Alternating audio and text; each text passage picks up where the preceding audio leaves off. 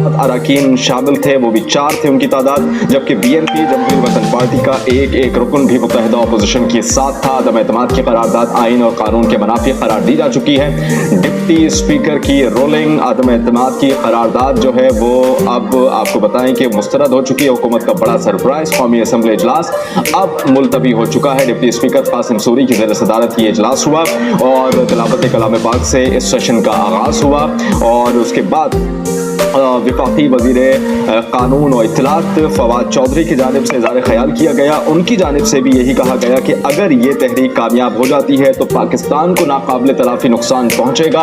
अगर ये नाकाम होती है तो अपोजिशन का आगे का जो रास्ता है, आगे का जो सफ़र है, सियासी सफ़र बहुत ज़्यादा कठिन हो सकता है।